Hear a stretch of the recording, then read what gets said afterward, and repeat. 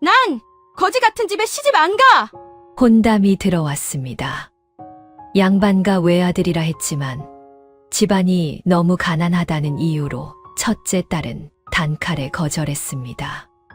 그런데 그 집에서 보내온 예물을 본 순간 어머니의 마음이 달라졌지요. 첫째 딸은 못 보내겠고 예물은 놓치기 싫었습니다. 그래서 어머니는 기막힌 결정을 내립니다. 첫째 딸 대신 늘 시키는 대로만 살아온 둘째 딸을 그 집으로 보내기로 한 것이었지요. 둘째 딸은 끝내 제 뜻 한 번 말하지 못한 채 시집길에 올랐고 어머니와 첫째 딸은 마치 골칫거리를 덜어 낸 듯 안도했습니다. 그런데 정작 그 가난한 집에서 그녀를 기다리고 있던 것은 아무도 예상하지 못한 뜻밖의 운명이었습니다. 밥마실 야담일 찾아주셔서 감사합니다. 구독과 좋아요는 큰 힘이 됩니다. 오늘 이야기 시작하겠습니다. 조선시대 한양 어느 고을에 김진사라는 인품 좋은 양반이 살고 있었지요. 그에게는 눈에 넣어도 아프지 않을 어린 딸 서희가 있었습니다. 서희의 어머니도 마음씨가 곱고 자상한 데다 집안 형편도 넉넉한 편이어서 세 식구는 큰 걱정 없이 화목하게 살아갔습니다. 덕분에 서희는 어려서부터 사랑을 듬뿍 받으며 자랐지요. 그런데 서희가 10살 되던 해 어머니가 병을 얻었습니다. 처음에는 며칠 쉬면 나아질 줄 알았습니다. 그러나 병세는 좀처럼 호전되지 않았고 날이 갈수록 몸은 더욱 쇠약해졌지요. 끝내 서희의 어머니는 자리에서 일어나지 못한 채 세상을 떠나고 말았습니다. 어린 서희는 어머니의 손을 붙잡고 목 놓아 울었고 김진사 역시 아내를 잃은 슬픔에 한동안 넋이 나간 사람처럼 지냈습니다. 그 뒤로 집안에는 예전 같은 웃음소리 대신 정막만이 감돌았습니다. 하지만 김진사는 어린 딸이 자꾸 눈에 밟혔습니다. 아무리 사랑한다고 해도 엄마 없이 어린아이를 돌보는 데에는 한계가 있었지요. 그래서 김진사는 오래 고민한 끝에 어린 딸을 위해 후처를 드리기로 마음먹었습니다. 그렇게 새어머니 최 씨가 집으로 들어오게 되었습니다. 최 씨는 서희보다 1살 많은 딸 금주를 데리고 왔지요. 최 씨는 정말 흠잡을 데 없는 사람처럼 보였습니다. 김진사에게도 서희에게도 한없이 다정하게 굴었지요.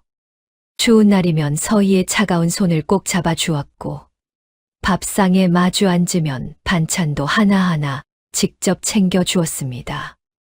밤에 서희가 죽은 어머니 생각에 훌쩍일 때도 등을 토닥이며 달래주곤 했지요. 사람들 앞에서는 마치 제 친딸을 아끼는 사람처럼 서희를 살뜰하게 보살폈습니다. 자기 딸 금주에게도 이제 동생이 생겼으니 잘 챙겨주어야 한다고 타일렀습니다. 그 모습을 보며 서희 역시 조금씩 마음을 열기 시작했고 새어머니를 제법 따르게 되었습니다. 김진사가 살아있을 때까지만 해도 서희는 여전히 그 집의 귀한 딸로 지냈지요. 아버지는 서희가 외롭지 않도록 늘 세심히 살폈고 먹는 것 하나, 입는 것 하나 허투루 넘기는 법이 없었습니다. 그래서 서희도 친어머니를 잃은 슬픔을 아주 조금씩 덜어내며 다시 예전처럼 웃는 날이 많아지는 듯 했습니다. 그런데 서희가 14살 되던 해 김진사마저 갑작스럽게 세상을 떠나고 말았습니다. 평소 큰 병치레 한 번 없던 사람이 어느 날 갑자기 쓰러지더니 며칠을 앓다가 끝내 눈을 감고 말았지요. 서희는 아버지의 손을 붙잡고 목 놓아 울었지만 아버지는 끝내 다시 눈을 뜨지 않았습니다. 그날 이후 서희 곁에는 버팀목이 되어줄 사람은 더는 남아 있지 않았습니다. 아버지가 세상을 떠난 뒤 석 달쯤 지나자 집안 분위기는 조금씩 달라지기 시작했습니다. 처음에는 정말 사소한 일처럼 보였지요. 어느 날 문득 보니 서희 방에 있던 어머니의 작은 화장대가 사라져 있었습니다. 한참을 찾고 또 찾은 끝에 그것이 금주방으로 옮겨진 것을 알게 되었지요. 어머니가 남긴 저고리도 어느새 자취를 감추었습니다. 서희가 떨리는 목소리로 그 옷이 어디 있느냐고 묻자 최 씨는 낡아서 치워버렸다고 아무렇지 않게 말했습니다. 하지만 그 저고리는 낡은 옷이 아니었습니다. 서희가 아끼고 또 아껴 몇 번 꺼내 보지도 못한 옷이었지요. 그 일을 겪고 나서야 서희는 조금씩 깨닫기 시작했습니다. 이 집에서 사라지는 것은 어머니의 물건만이 아니었습니다. 서희의 자리 또한 조금씩 지워지고 있었던 것입니다. 얼마 지나지 않아 서희는 본래 지내던 방에서 밀려나 예전에 하인들이 쓰던 낡고 허름한 방으로 옮겨가게 되었습니다. 그 방은 좁고 퀴퀴한 냄새가 났으며 겨울이면 찬 기운이 벽 틈으로 그대로 스며들었지요. 하지만 그런 와중에도 최 씨는 제 몸치장에는 조금도 인색하지 않았습니다. 고운 비단옷과 번듯한 장신구를 잇따라 들여왔고 금주에게도 좋은 옷과 맛난 음식을 아낌없이 챙겨주었지요. 이렇게 서희의 자리가 점점 초라해지는 동안 모녀의 치장과 사치는 오히려 더 심해져만 갔습니다. 그 뒤로 서희의 삶은 눈에 띄게 달라졌습니다. 예전에는 그저 집안일을 거드는 정도였다면 이제는 집안의 온갖 일이 서희 몫이 되어버렸지요. 새벽이면 누구보다 먼저 일어나 부엌에 불을 떼고 물을 깃고 아침상을 차려야 했습니다.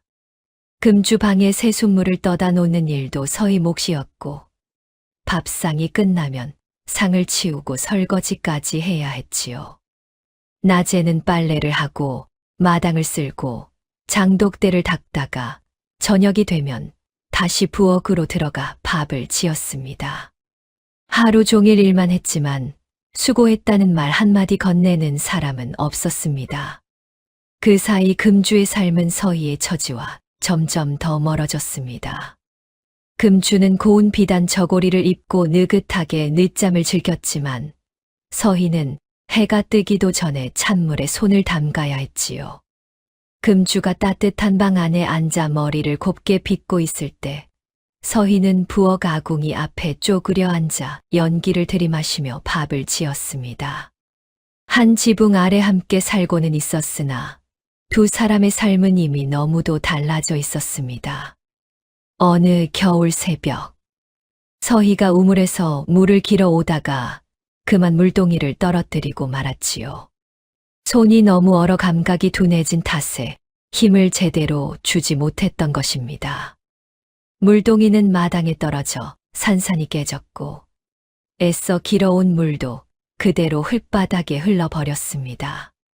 그 소리를 듣고 나온 최 씨는 아침부터 서희를 향해 모진 말을 퍼부었습니다. 물 한 동이 길어오는 일조차 이리 못하니 대체 내가 제대로 하는 일이 무엇이냐? 금주도 방문을 열고 나와 그 모습을 가만히 내려다보았지요. 하지만 그 얼굴에는 걱정도 안쓰러움도 없었습니다.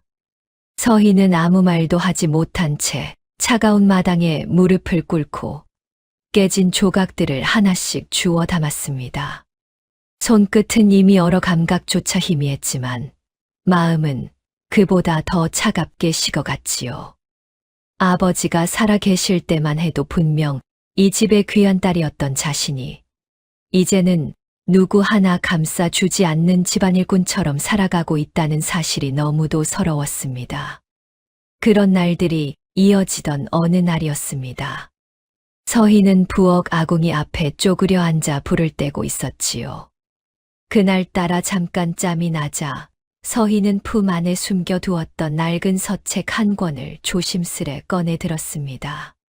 그 책은 예전에 아버지와 어머니가 함께 보던 책이었습니다.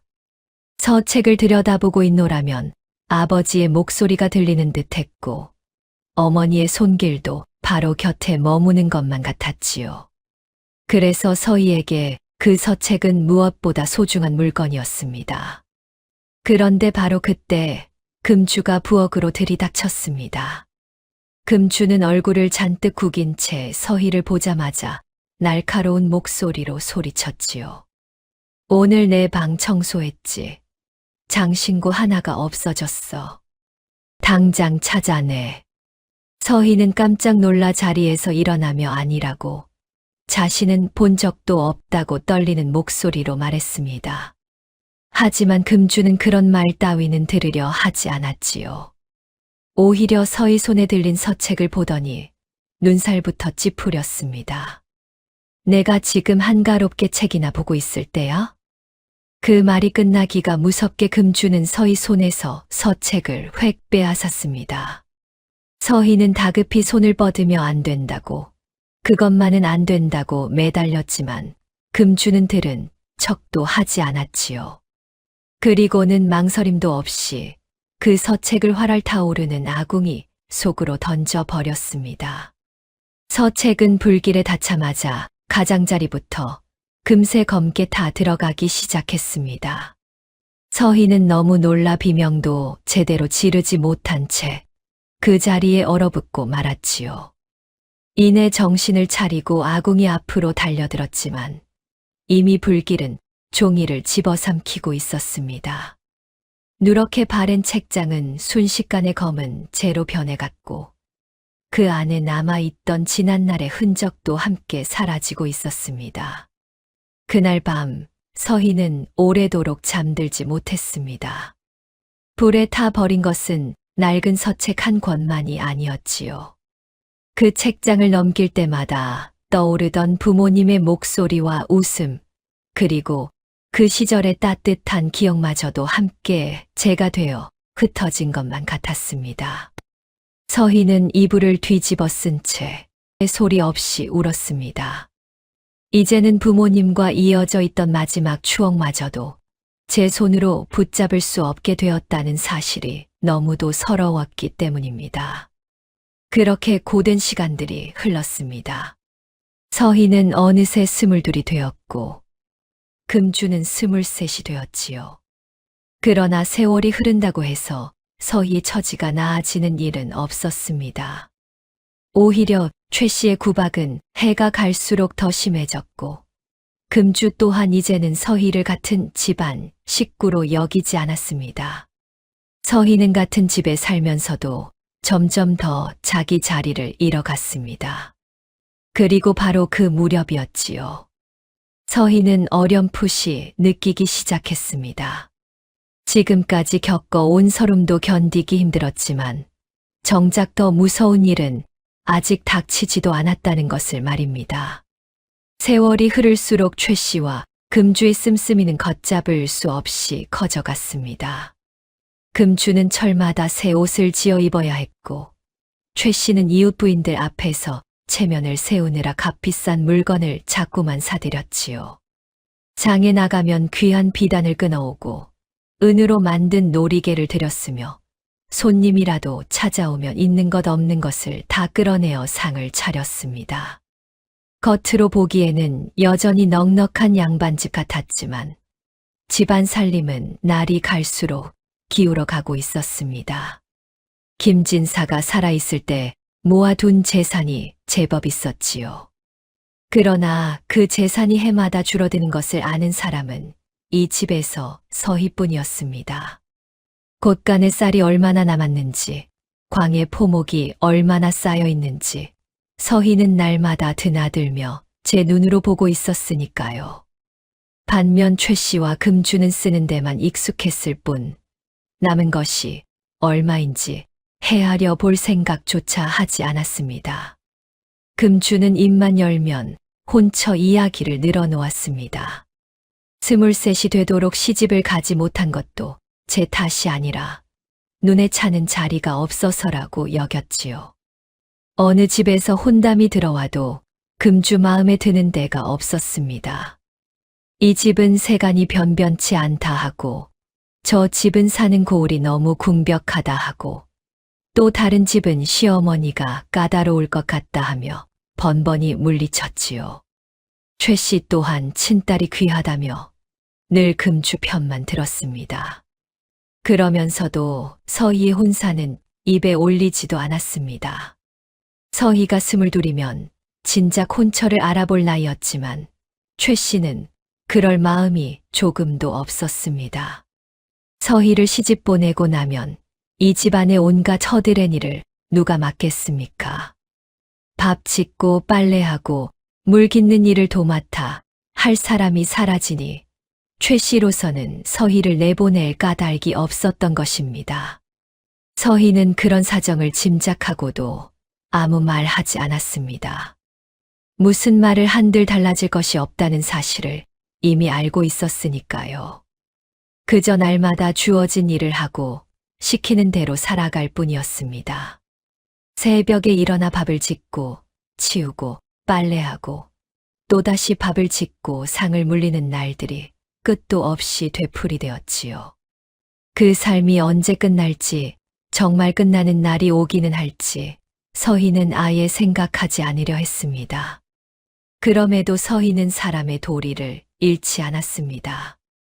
마을에 굶는 아이가 있으면 몰래 밥을 챙겨 주었고, 앞집 할머니가 몸져 누우면 틈을 내어 안부를 살폈지요.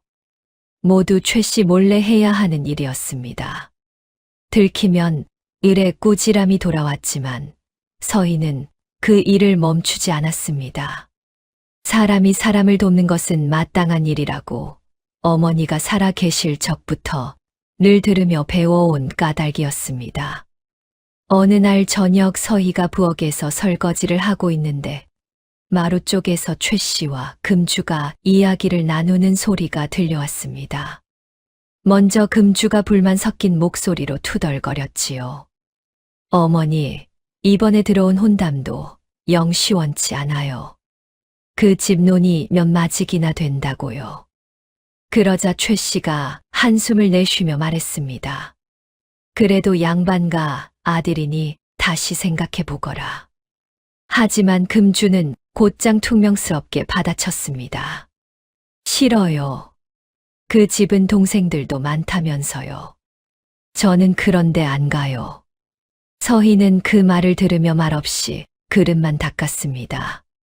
자기 혼사는 누구 하나 입에 올리지 않는데 금주는 들어오는 혼담마다 제 마음에 들지 않는다며 골라 물리치고 있구나 싶었지요. 순간 서러운 마음이 울컥 치밀었으나 서희는 이내 아무 일도 없다는 듯 다시 손을 움직였습니다. 그런 마음을 품어본들 달라질 것은 없다는 걸 너무도 잘 알고 있었으니까요. 그렇게 또 하루가 저물었습니다. 서희는 부엌 뒷문을 열고 잠깐 바깥을 내다보았습니다. 어두운 하늘에는 별이 몇 개 떠 있었지요.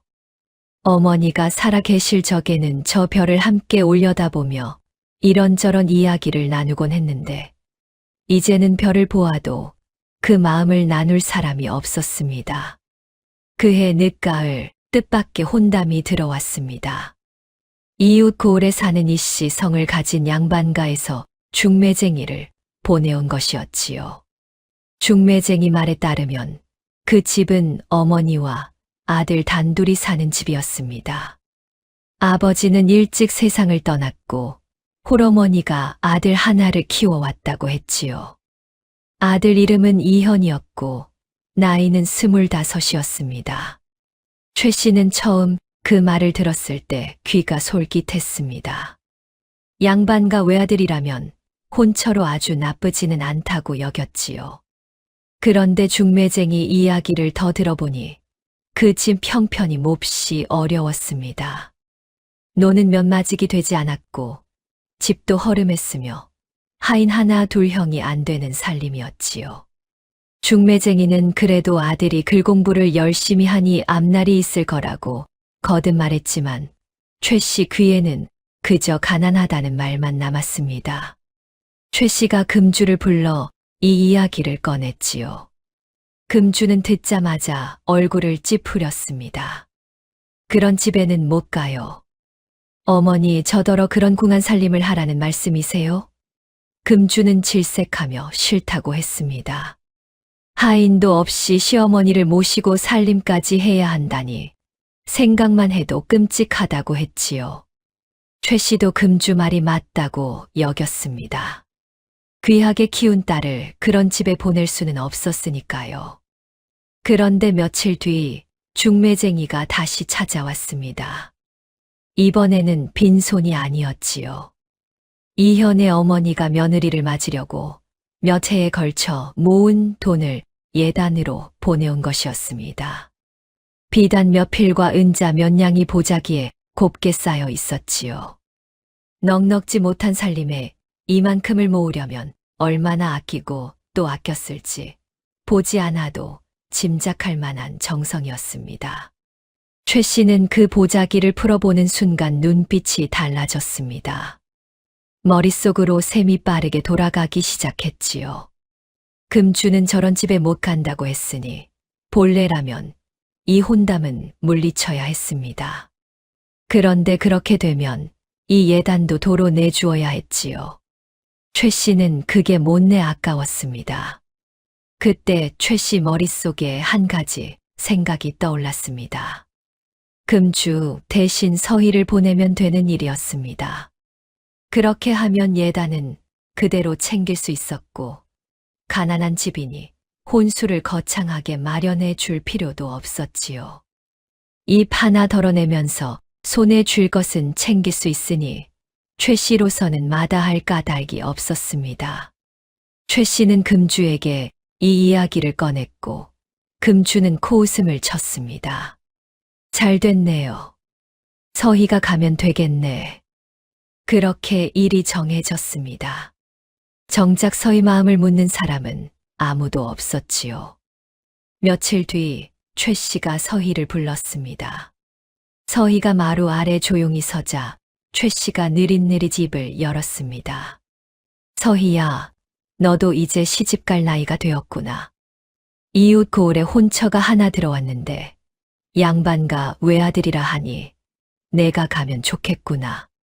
서희는 깜짝 놀랐습니다. 8년을 같이 사는 동안 최 씨 입에서 자기 혼사 이야기가 나온 적은 단 한 번도 없었으니까요. 서희가 아무 말도 못한 채 서 있자 최 씨는 더 설명하지 않았습니다. 어차피 서희에게는 고를 권리도 마다할 힘도 없다고 여겼기 때문이지요. 서희는 그날 밤 잠을 이루지 못했습니다. 시집을 간다는 일이 두려웠지요. 친정에서도 이토록 힘겹게 살아왔는데 시댁에 가면 얼마나 더 고된 날들이 기다리고 있을까 싶었습니다. 낯선 곳에서 낯선 사람들 틈에 들어가 다시 남의 눈치를 보며 살아야 할 거라고 생각하니 앞이 캄캄했습니다. 혼례 날도 이내 정해졌습니다. 준비할 것도 없었지요. 이현의 어머니가 정성껏 보낸 예단은 고스란히 최 씨 손에 들어갔고 서희에게 돌아온 것은 아무것도 없었습니다. 서희는 자기가 입던 옷 몇 벌을 보따리에 쌌고 어머니가 남긴 작은 빚 하나만 품에 넣었습니다. 그 빚은 어머니가 돌아가시기 전에 서희 손에 쥐어준 것이었는데 그것만은 최 씨도 끝내 빼앗지 못했지요. 혼례는 몹시 초라하게 치러졌습니다. 잔치상도 변변치 않았고 하객도 몇 되지 않았지요. 금주는 얼굴조차 비치지 않았고 최 씨는 형식적으로 자리를 지켰을 뿐 서희 얼굴을 한 번도 제대로 보지 않았습니다. 가마에 오를 때 서희는 뒤를 돌아보았습니다. 자기가 태어나 자란 집이었지요. 어머니와 살던 집이었고 아버지와 함께 웃던 집이기도 했습니다. 그 집에서 서희는 한때 귀여운 딸로 살았고 또 오랜 세월을 남의 손처럼 부려지며 살아야 했습니다. 그런데 그 집을 떠나는 순간까지도 아무도 서희 손을 잡아주지 않았고 행복하게 잘 살라는 말 한마디 건네는 이조차 없었습니다. 가마가 움직이기 시작했습니다. 서희는 가마 안에서 고개를 숙인 채 눈을 감았지요. 눈물이 볼을 타고 흘렀지만 소리내어 울지는 않았습니다. 울어봤자 그 마음을 받아줄 사람이 없다는 것을 너무도 잘 알고 있었으니까요. 가마는 천천히 마을을 벗어났고 서희는 제 앞에 어떤 삶이 기다리고 있는지도 모른 채 그 안에 몸을 실은 채 멀어져 갔습니다. 가마가 멈춘 것은 해가 뉘엿뉘엿 넘어갈 무렵이었습니다. 서희는 가마 안에서 몸을 움츠린 채 바깥 소리에 귀를 기울였지요. 낯선 곳의 낯선 소리였습니다. 달구는 소리, 바람에 흔들리는 나뭇가지 소리, 그리고 누군가 가마 쪽으로 다가오는 발자국 소리가 들렸습니다. 잠시 뒤 가마 문이 열렸습니다. 서희는 고개를 숙인 채 천천히 밖으로 나왔지요. 그리고 조심스레 눈을 들어 시댁을 바라보았습니다. 들은 대로 허름한 집이었습니다. 기와집이 아니라 초가였고 마당도 좁았으며 담장도 낮았지요. 친정집과는 견줄 수도 없이 작은 살림이었습니다.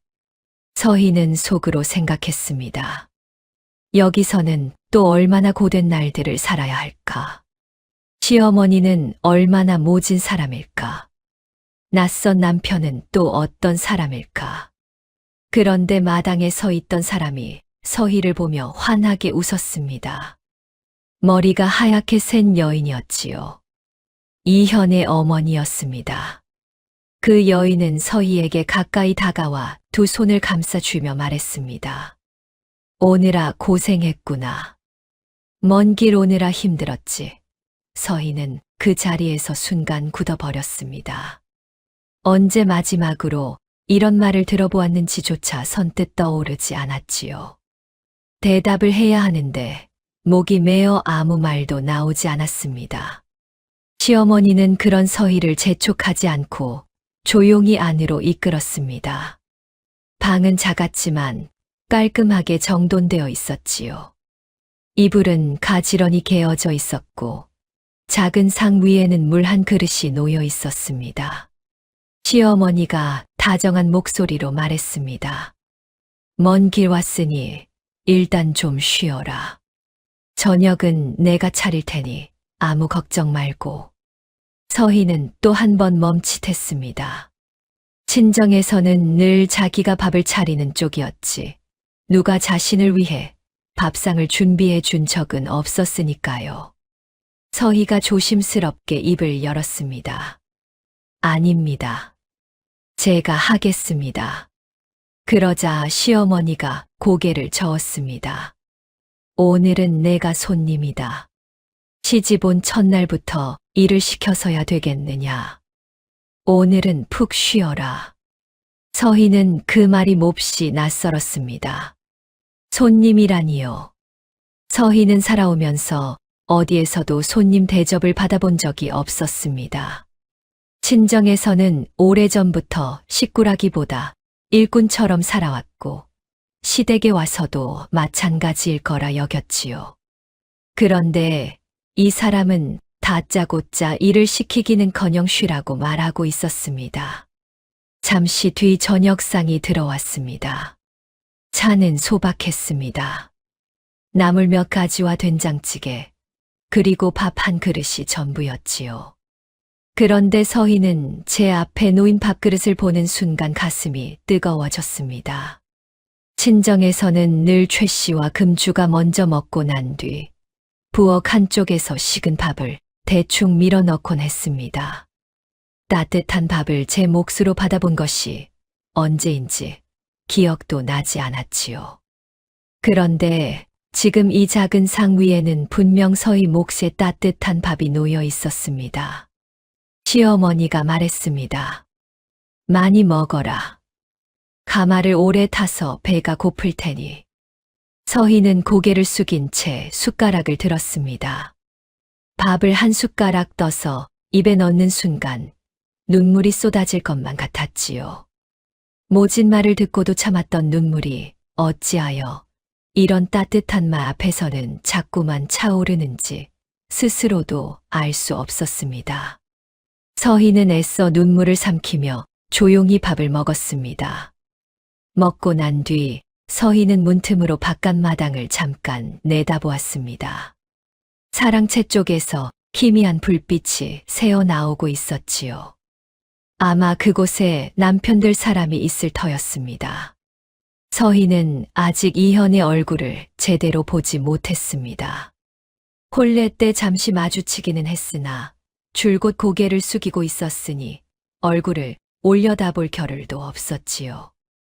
어떤 사람일까? 혹시 무뚝뚝하고 매정한 이는 아닐까? 가난한 살림의 마음까지 거칠어진 사람이면 어쩌나. 서희는 자꾸만 걱정이 앞섰습니다. 밤이 깊어지자 첫날 밤을 치를 시간이 되었습니다. 서희는 방 안에 홀로 앉아 이현을 기다렸지요. 두 손을 무릎 위에 가지런히 모으고 고개를 숙인 채 꼿꼿이 앉아 있었습니다. 심장은 쉴 새 없이 두근거렸습니다. 기대 때문이 아니라 두려움 때문이었지요. 잠시 뒤 방문이 열렸습니다. 서희는 고개를 더 깊이 숙였습니다. 누군가 방 안으로 들어와 서희 맞은편에 조용히 앉는 기척이 느껴졌지요. 한동안 아무 말도 없었습니다. 서희는 숨소리조차 죽인 채 가만히 앉아 있었습니다. 그때 이현이 조용히 입을 열었습니다. 고개를 들어도 됩니다. 서희는 천천히 고개를 들었습니다. 그제야 이현의 얼굴이 또렷이 보였지요. 눈매는 부드러웠고 입가에는 잔잔한 미소가 어려 있었습니다. 모질어 보이는 사람은 아니었습니다. 오히려 어딘가 모르게 서희 마음을 조금 누그러뜨리는 얼굴이었지요. 처음 보는 사람인데도 이상하게 낯설게만 느껴지지는 않았습니다. 이현은 서희를 가만히 바라보았습니다. 그 눈빛이 어쩐지 묘했지요. 막 처음 만난 사람을 보는 눈빛이라기보다는 오래전부터 알고 있던 일을 조용히 마주하는 듯한 느낌이었습니다. 서희는 이상하다고 생각했지만 감히 먼저 묻지는 못했습니다. 잠시 뒤 이현이 천천히 품에서 무언가를 꺼냈습니다. 작은 보자기에 곱게 쌓인 물건이었지요. 이현은 그것을 서희 앞에 조심스레 내려놓고 낮은 목소리로 물었습니다. 이것이 무엇인지 혹시 알아보시겠습니까? 서희는 숨을 죽인 채 그 보자기를 바라보았습니다. 무슨 물건일까? 왜 하필 첫날 밤에 저런 것을 꺼내 보이는 것일까? 서희는 알 수 없었지요. 서희는 조심스럽게 보자기를 풀었습니다. 안에는 작은 주머니 하나가 들어 있었지요. 빛바랜 붉은 천으로 만든 주머니였는데 한쪽 귀퉁이에 조그맣게 매화 한 송이가 수놓아져 있었습니다. 서희는 그것을 보는 순간 숨이 멎는 듯 했습니다. 손끝이 가늘게 떨려왔지요. 그 주머니를 서희는 알고 있었습니다. 아니, 잊을 수가 없었습니다. 5년 전 겨울 서희가 제 손으로 한 땀 한 땀 술을 놓아 만든 것이었으니까요. 이현이 조용히 입을 열었습니다. 5년 전 겨울 저는 산길에서 죽을 고비를 넘겼습니다. 서희는 천천히 고개를 들어 이현을 바라보았습니다. 이현의 눈은 서희를 똑바로 향하고 있었지요. 그 눈빛 속에는 오래도록 가슴에 묻어두었던 사연이 잠잠히 어려 있는 듯 했습니다. 5년 전 겨울이었습니다. 그때 서희는 17이었고 금주는 18이었지요. 최 씨를 따라 절에 다녀오는 길이었습니다. 새해를 앞두고 절에 가 불공을 드리는 것이 그 집안의 오랜 풍습이었으니까요. 금주는 비단 두루마기를 입고 가마를 탔고 서희는 무명옷 차림으로 걸어서 그 뒤를 따랐습니다. 절에 가서도 금주는 따뜻한 방 안에서 쉬었고 서희는 마당을 오가며 온갖 심부름을 해야 했지요. 문제가 생긴 것은 돌아오는 길이었습니다. 산길을 넘어야 했는데 그날따라 해가 일찍 기울고 사방이 빠르게 어두워졌지요. 최 씨는 날이 더 저물기 전에 서둘러 내려가야 한다며 재촉했습니다. 그런데 바로 그때 산길 아래쪽에서 사람 신음 소리가 희미하게 들려왔습니다. 맨 먼저 그 소리를 알아챈 것은 서희였습니다. 어머니, 저 아래 누가 쓰러져 있는 것 같습니다. 그러나 최 씨는 귀찮다는 듯 듣고도 못 들은 척했고, 금주는 무섭다며 가마 안에만 앉아 있었습니다.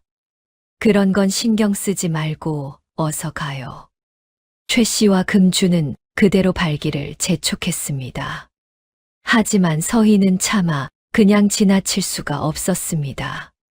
사람이 죽어가는 듯한 소리를 듣고도 모른 척할 수는 없었지요. 서희는 일행눈을 피해 살짝 길을 벗어나 소리가 나는 쪽으로 조심스레 내려갔습니다. 산길 아래 바위 곁에는 젊은 선비 하나가 쓰러져 있었습니다. 머리에서는 피가 흐르고 있었고 옷은 이리저리 찢겨 있었지요. 산적에게 변을 당한 것이 분명해 보였습니다. 서희는 겁이 났습니다. 다리가 떨리고 손끝도 싸늘해졌지요. 하지만 그대로 두고 가면 이 사람은 정말 목숨을 잃을 것만 같았습니다. 밤새 추위에 얼어 죽거나 피를 너무 많이 흘려 숨이 끊어질지도 모르는 일이었지요. 서희는 떨리는 손으로 선비의 상처를 살폈습니다. 머리에서 피가 많이 나고 있었습니다. 서희는 품속에서 작은 주머니를 꺼냈지요. 제 손으로 만든 것이었는데 그 안에는 작은 동전 몇 잎과 말린 약초가 들어 있었습니다. 서희는 안의 것들을 급히 쏟아내고 그 주머니 천으로 선비의 머리를 눌러 피를 막았습니다. 그 뒤 서희는 산 아래 마을까지 정신없이 뛰어 내려갔습니다. 숨이 차서 말이 제대로 나오지 않았지만 어떻게든 사람들에게 사정을 알려야 했지요. 마을 사람들은 들것을 들고 함께 산으로 올라갔고 쓰러져 있던 선비를 마을로 옮겼습니다. 그 뒤로 서희는 그 선비가 살았는지 죽었는지 알지 못했습니다. 최 씨는 제멋대로 일행에서 빠져나갔다며 서희를 몹시 꾸짖었고 서희는 그 일을 다시는 입 밖에 낼 수 없었으니까요. 다만 가끔 혼자 있을 때면 생각했습니다. 그 사람이 살아났을까? 부디 목숨은 건졌으면 좋겠다고 말입니다. 이현이 다시 말을 이었습니다. 그날 저를 살린 사람이 누구인지 저는 오랫동안 알지 못했습니다. 정신을 차렸을 때는 이미 마을 사람들 손에 옮겨진 뒤였고 저를 구해준 사람은 떠나고 없었으니까요. 서희는 숨조차 크게 쉬지 못한 채 그의 말을 듣고 있었습니다. 방 안은 숨 막힐 만큼 고요했고 제 심장 뛰는 소리만 귓가에 또렷하게 울리는 듯 했지요. 하지만 제 머리에는 이 주머니가 묶여 있었습니다. 피를 막으려고 눌러준 것이었지요.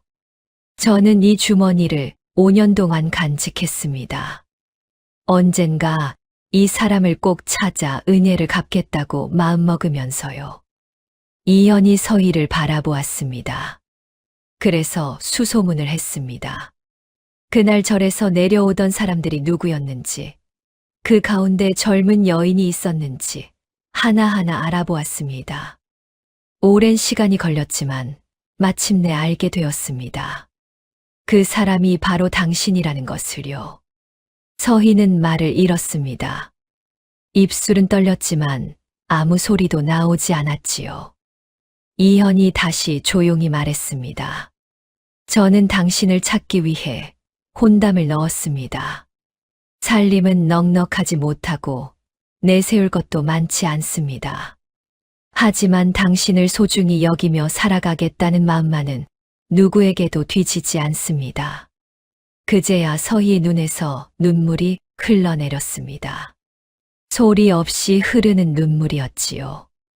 그토록 긴 세월을 남의 손처럼 부려지며 살아오면서도 이를 악물고 버텼는데 어찌하여 지금 이 말 앞에서는 눈물을 막을 수가 없었습니다. 그날 산길에서 서희는 참으로 두려웠습니다. 산적이 아직 근처에 있을지도 모른다는 생각에 겁이 났고 어둑해지는 산길도 무서웠지요. 그런데도 그냥 지나칠 수는 없었습니다. 사람이 죽어가는 것을 보고 모른 척하는 것은 사람의 도리가 아니라고 여겼기 때문입니다. 서희는 그 일을 대단한 일이라 여겨본 적이 한 번도 없었습니다. 그저 마땅히 해야 할 일을 했을 뿐이었지요. 그런데 그 일이 5년의 세월을 돌아 이렇게 되돌아올 줄은 꿈에도 몰랐습니다. 떠밀리듯 시집온 이 집이 알고 보니 오래전 제 마음 하나가 닿아 있던 자리였다는 것을요. 이연이 조용히 서희의 손을 감싸 쥐었습니다. 참 따뜻한 손이었지요. 이제부터는 혼자 견디지 않으셔도 됩니다. 제가 곁을 지키겠습니다. 서희는 그 손을 꼭 쥔 채 고개를 숙였습니다. 눈물이 볼을 타고 흘러내려 두 사람이 맞잡은 손등 위로 조용히 떨어졌지요. 방 바깥에서는 차가운 겨울바람이 스치고 있었지만 그 작은 방 안만큼은 오래 잊고 지냈던 온기로 가만히 채워지고 있었습니다. 그 뒤로 서희의 삶은 조금씩 달라지기 시작했습니다. 시어머니는 서희를 며느리라기보다 딸처럼 아껴주었지요. 아침이 되면 서희는 습관처럼 먼저 부엌으로 가려 했지만 시어머니가 늘 말렸습니다. 아직 어두운데 뭘 그리 서두르느냐. 조금 더 자거라. 서희는 그 말이 좀처럼 익숙해지지 않았습니다. 친정에서는 동이 트기도 전에 일어나 아궁이에 불부터 떼야 했으니까요. 처음에는 몸이 굳어 가만히 쉬고 있는 것조차 쉽지 않았습니다. 누워있으면 괜히 불안했고 손에 일이 없으면 마음이 편치 않았지요. 8년 동안 몸에 밴 습관이 하루아침에 사라질 리 없었습니다. 그런 서희를 이현은 조용히 지켜보았습니다. 서희가 새벽부터 마당을 쓸고 있으면 이현이 다가와 말없이 빗자루를 받아들었지요. 제가 할 테니 들어가 쉬십시오. 서희는 처음엔 한사코 사양했습니다. 남편이 마당을 쓴다는 것은 생각조차 해본 적 없는 일이었으니까요. 하지만 이현은 조금도 개의치 않았습니다. 집안일에 남자 일, 여자 일이 따로 있겠습니까? 함께 사는 사람이 함께하면 되는 것이지요. 서희는 그런 말을 난생 처음 들어보았습니다. 친정에서는 늘 서희 혼자 모든 일을 도맡았고 누구 하나 거들어 주는 사람이 없었으니까요. 이연이 빗자루를 들고 마당을 쓸고 시어머니가 부엌에서 죽을 끓이고 서희는 그 모습을 멍하니 바라보곤 했습니다. 이런 집도 있구나. 이런 사람들도 있구나. 서희는 그제야 조금씩 알게 되었지요. 그렇게 세월이 흘렀습니다. 이현은 글 공부에 더욱 힘을 쏟았습니다. 새벽부터 밤늦도록 책을 손에서 놓지 않았지요. 서희는 그런 이현 곁에서 등잔에 기름을 채우고 밤참을 차려다 놓았습니다. 그러면 이현은 가끔 미소를 지으며 말하곤 했지요. 당신 덕분에 제가 마음 놓고 공부할 수 있습니다. 서희는 늘 고개를 저었습니다. 저는 한 일이 없습니다. 서방님께서 스스로 애쓰시는 것이지요. 그러면 이현은 조용히 웃으며 대답했습니다. 당신이 곁에 있어 주니 애쓸 힘이 나는 것입니다. 그 말은 오래도록 서희 마음 한구석에 남아 있었습니다. 그렇게 몇 해가 지나고 이현은 마침내 과거에 급제했습니다. 기쁜 소식이 전해지던 날, 시어머니는 끝내 눈물을 보였고 서희는 마당에 서서 한동안 하늘만 올려다보았지요. 5년 전 산길에서 피를 흘리며 쓰러져 있던 그 사람이 이제는 나라의 벼슬을 얻게 된 것이었습니다. 믿기지 않으면서도 마음 한편이 뜨겁게 차오르는 것을 막을 수 없었지요. 이현은 벼슬길에 올라 마침내 한 고을의 원님이 되었습니다. 작은 고을이었지만 그는 맡은 일을 바르게 하려 애썼지요. 백성들의 말을 귀담아 듣고 억울한 사정이 있으면 그냥 넘기지 않았습니다. 서희는 그런 이현 곁에서 살림을 꾸리며 처음으로 제 삶을 살아간다는 느낌을 알게 되었습니다. 더는 누구 눈치만 보며 살아가는 것이 아니라 제 자리에 제 발로 서 있는 듯 했지요. 한편 친정 소식은 점점 좋지 않아졌습니다. 최 씨와 금주의 씀씀이가 좀처럼 줄지 않았기 때문이었지요. 집안 살림은 이미 오래전에 기울기 시작했고 급기야 빚까지 쌓이게 되었습니다. 최 씨는 빚을 막아보려고 집문서까지 담보로 잡혔지요. 금주는 여전히 눈이 높아 시집을 가지 못했고 29이 되도록 혼처 하나 제대로 정해지지 않았습니다. 그러다 소문이 퍼졌습니다. 가난한 집에 시집 갔다던 서희가 뜻밖에도 복되게 산다는 소문이었지요.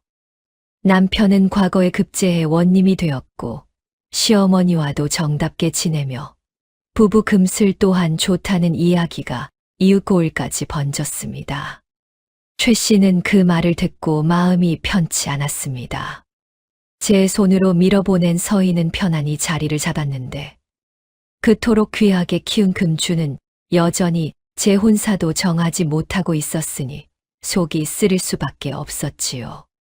끝내 최 씨는 서희를 찾아가기로 마음먹었습니다. 빚이 목까지 차올라 이제는 집을 빼앗길 지경이었으니까요.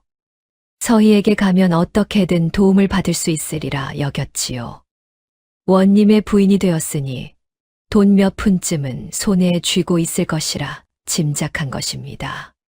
어느 날 최 씨와 금주가 관할을 찾아왔습니다. 서희는 오랜만에 보는 두 사람 앞에 담담히 서 있었지요. 먼저 입을 연 것은 최 씨였습니다. 서희야, 그동안 잘 지냈니? 내가 잘 산다는 소식을 듣고 어찌나 기뻤는지 모른다. 서희는 아무 말도 하지 않았습니다. 8년 동안 자신이 어떤 세월을 견뎌왔는지 그 일을 누구보다 잘 아는 사람이 바로 저들이라는 것을 잊지 않았기 때문입니다. 잠시 뒤 최 씨가 다시 말을 이었습니다. 사실 친정 형편이 좀 어려워졌다. 내가 조금 도와줄 수 없겠니? 서희는 여전히 대답하지 않았습니다. 그때 금주가 옆에서 못마땅한 얼굴로 끼어들었지요. 네가 원님 부인인데 친정 좀 돕는 게 뭐가 그리 어렵다고 그래. 그 말을 듣는 순간 서희는 마음속으로 조용히 깨달았습니다. 저 사람들은 하나도 달라지지 않았구나. 예전이나 지금이나 필요한 게 생기면 남의 것을 먼저 당겨 쓰려는 마음 그대로구나. 미안함은 없고 그저 손을 벌리기 위해 찾아왔을 뿐이구나. 바로 그때 이현이 방 안으로 들어왔습니다. 그는 최 씨와 금주를 한번 바라본 뒤 조용히 서희 곁에 섰지요. 그리고 차분한 목소리로 입을 열었습니다. 제가 알기로 어머님께서는 서희에게 보내온 예단을 모두 혼자 챙기셨습니다. 또 오랜 세월 서희를 딸답게 대하지도 않으셨지요. 그 일을 설마 잊으신 것은 아니시겠지요? 최 씨 얼굴이 굳어졌습니다. 금주 또한 입을 열지 못했지요. 이현이 다시 말했습니다. 저희가 아주 도울 수 없는 것은 아닙니다. 그러나 빚을 대신 갚아드린다 한들 살아가는 버릇이 달라지지 않으면 같은 일은 다시 되풀이될 것입니다. 제가 원님으로서 해드릴 수 있는 일은 하나입니다. 빚을 갚아 나갈 수 있도록 일자리를 마련해 드리겠습니다. 그 뒤의 살림은 두 분이 스스로 꾸려 가셔야 합니다. 최 씨는 끝내 할 말을 잃었습니다. 돈을 얻으러 왔는데 돌아온 것은 일자리 이야기였으니 기대와는 너무 달랐지요. 그렇다고 마다할 처지도 아니었습니다. 집을 잃게 생긴 형편이었으니까요. 결국 최 씨는 고개를 숙인 채 물러났고 금주도 아무 말 없이 그 뒤를 따랐습니다. 그 뒤로 최 씨와 금주는 작은 주막에서 일을 하며 빚을 갚아 나갔습니다. 손에 물 한 번 묻히지 않던 금주는 국밥을 퍼 담고 최 씨는 상을 나르는 처지가 되었지요. 누가 억지로 시킨 일은 아니었습니다. 제가 뿌린 씨앗을 제가 거두게 된 것뿐이었지요. 탐욕과 허영, 그리고 게으름이 불러온 값을 제 손으로 치르게 된 것입니다. 서희는 그 소식을 전해 들었지만 기뻐하지도 슬퍼하지도 않았습니다. 다만 이런 생각은 들었지요. 내가 오랜 세월 견뎌온 그 수고를 저 사람들도 이제야 비로소 조금은 알게 되었겠구나. 세상에는 공짜가 없고 사람은 끝내 제 삶의 몫을 스스로 감당하게 되는구나 하고 말입니다. 어느 봄날 저녁 서희는 마당에 서서 하늘을 올려다보고 있었습니다. 해가 지고 별이 하나둘 떠오르고 있었지요. 그때 이현이 곁으로 와 조용히 물었습니다. 무슨 생각을 하고 계십니까? 서희가 낮게 대답했습니다. 아무 생각 없이 그냥 하늘을 보고 있습니다. 이현은 빙긋 웃었습니다. 아무 생각 없이 하늘을 볼 수 있다는 것도 참 귀한 일이지요. 서희는 그 말에 조용히 고개를 끄덕였습니다. 예전에는 하늘을 올려다볼 틈조차 없었지요. 새벽부터 밤까지 끝없이 일만 해야 했으니까요. 하늘을 보며 아무 생각도 하지 않아도 된다는 것. 그것이 얼마나 귀한 일인지 서희는 이제야 알 것 같았습니다. 그때 방 안에서 시어머니 목소리가 들려왔습니다. 저녁 먹자. 들어오너라. 서희는 그 소리에 대답하며 안으로 들어갔습니다. 작은 상에는 소박한 저녁상이 차려져 있었지요. 셋은 둘러앉아 조용히 밥을 먹었습니다. 대단한 음식은 아니었지만 그 밥상은 따뜻했습니다. 서희는 밥을 먹으며 생각했지요. 이것이 내 집이구나. 이것이 내 밥이구나. 그리고 이것이 내가 살아갈 삶이구나. 친정에서는 서희 몫의 자리가 없었습니다. 밥도 방도 다정한 말 한마디도 서희 것이 아니었지요. 그러나 지금 이 작은 집에는 분명 서희의 자리가 있었습니다. 서희를 불러주는 사람이 있었고 서희를 기다리는 밥이 있었으며 서희를 아끼는 마음이 있었습니다. 어머니가 살아 계셨을 적 이후로 서희는 처음으로 자기 삶을 얻었습니다. 누가 거저 쥐어준 것이 아니었지요. 5년 전 겨울 산길에서 떨리는 손으로 이름도 모르는 사람을 살리려 했던 그 마음이 돌고 돌아 마침내 서희에게 돌아온 것이었습니다. 사람의 도리를 끝내 놓지 않았던 그 마음이 결국 서희를 제자리로 데려다 준 셈이었지요. 밖에서는 봄바람이 조용히 불어오고 있었습니다. 창호지 사이로 스며드는 바람조차 포근하게 느껴졌지요. 서희는 숟가락을 내려놓고 조용히 웃었습니다. 오래도록 가슴속에만 눌러두었던 웃음이 이제야 비로소 제자리를 찾아 입가로 번져 나오는 듯 했습니다. 지금까지 시청해 주셔서 감사합니다. 이 이야기에서 감동적인 장면이 있으시면 댓글로 여러분들의 생각을 남겨주세요. 다음에도 좋은 이야기로 찾아뵙겠습니다. 건강하시고 행복하세요.